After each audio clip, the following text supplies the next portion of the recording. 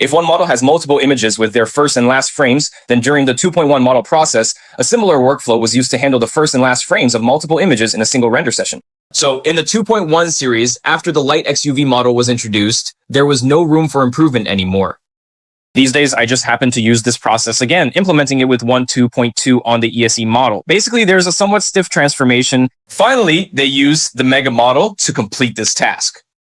You can see that it's relatively smooth. This is another result. We won't discuss how reasonable this deformation is, but at least it doesn't give us a direct cut. To achieve results beyond 2.1, we recommend using Mega's all-in-one 2.2 merging model. By the way, this model has been integrated into version 3. Generally speaking, our latest version is currently stable. Then we'll look at the workflow. We use the largest online Confluence running platform, RunningHub. The Mega model has its own video workflow, which is basically the same as our native process. This is a specialized encoding node for the Vase model, which is exactly the same as many of the words we've used before, except it has a different name. The publication is also here. For text-to-video generation, the weight here should be 0. When images are used in videos, it refers to using image-to-video models. Similarly, when text is used in videos, it means actually performing the task of generating videos from text rather than using a text-to-video model. The external model generates multiple images in one session, requiring the intervention of the Vase model. Because the process actually works this way, during the step of making the final stitch, we need to use such a node.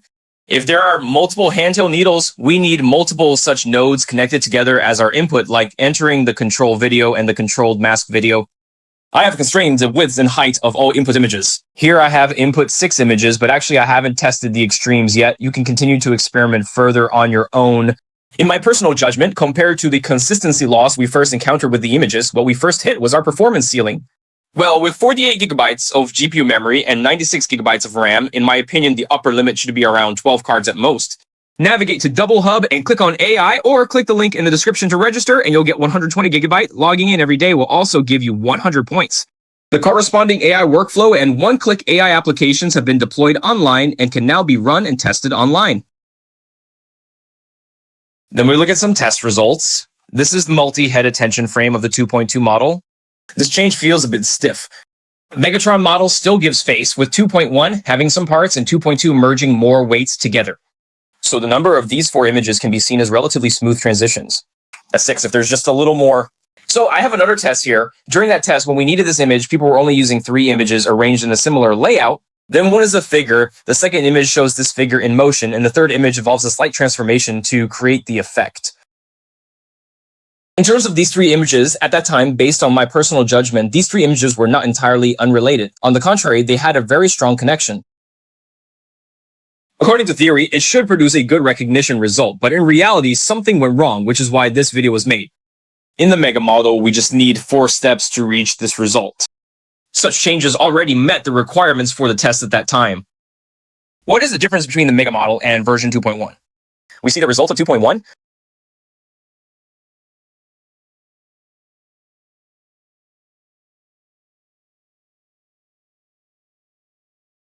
While considering the circumstances back then, the outcome was pretty good. It means that with the Mega model, we can achieve better results today. After testing for several hours, the Mega model is actually quite stable. The degree of dynamism is one thing, but actually the transformation capability of the Mega model is better. Then there's a 2.5 model. It's currently only available through an API and hasn't been open sourced yet. Even if it were open sourced, it's unlikely they would release the 1080p version as usual. Based on the current assessment, the 2.5 model will still be open sourced, and once released, it might no longer be called a preview model. Upgrading the model to get a 120T model is still fine. Everyone can try it out. I've tried several myself, but the speed is still quite slow, so it's hard to reach a general and stable conclusion.